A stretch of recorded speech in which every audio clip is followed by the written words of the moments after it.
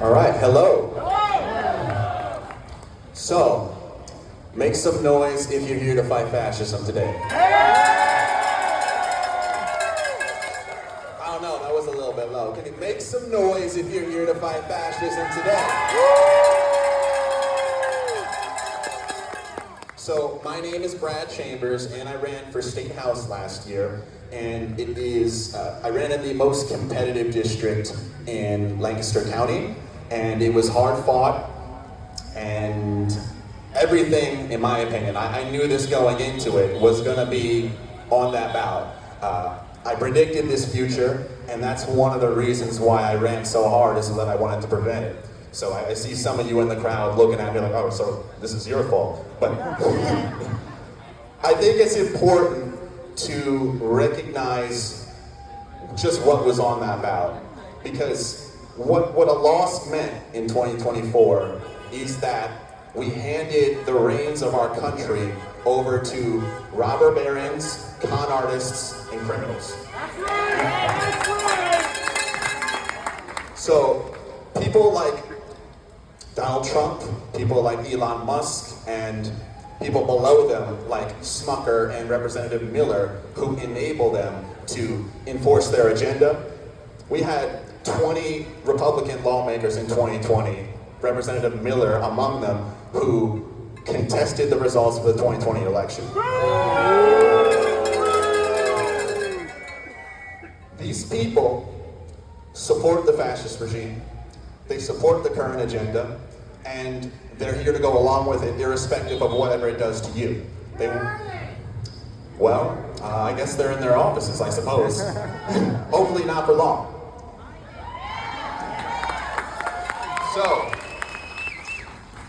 what that means is, we have an environment where organizations that are meant to protect everyday citizens are being slashed and burned. Our country is on fire.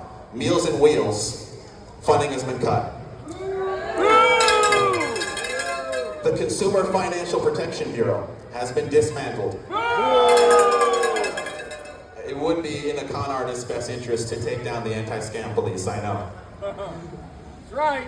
USAID, which is responsible for the livelihood of 20 million people around the world, has been completely slashed. Their deaths are on the hands of this administration. That's right.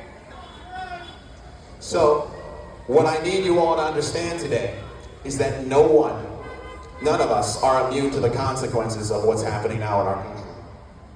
Not farmers who are seeking federal aid. We have a lot of Trump supporters who are having second thoughts as a result of what's being done. Not small business owners who are tanking as a result of the economic turbulence, tear us off one day, tear us on one day. Not mothers who are having to deal with measles epidemics and their sick children because we are slashing aid to medical facilities like was just talked about. Not even Republican voters who are being denied aid for natural disasters. They don't care about anyone. They're bad actors. They have malevolent intent. And I think it's time that we stop dealing with them as though they are gentry. Like, we're having conversations about having conversations. We need to view them in the correct way. They're fascists. They want to take the country. Are we going to let them do that? No! Are we going to let them do that? No! So, I'm glad you asked. We have people like Nikki Rivera here, who just took office. We need to support her. You need to support local candidates this year, because I think these midterms in 2026 and these elections this year, I know they say this all the time, but this might be for all the marbles. That's right. You need to support these candidates. You need to support them, because winning in these local elections is going to mean that people like James Malone are going to have more support in 2026.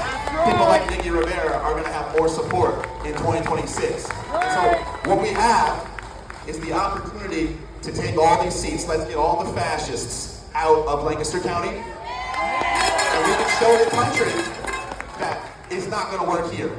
We're not going to allow it here. It's going to stop here.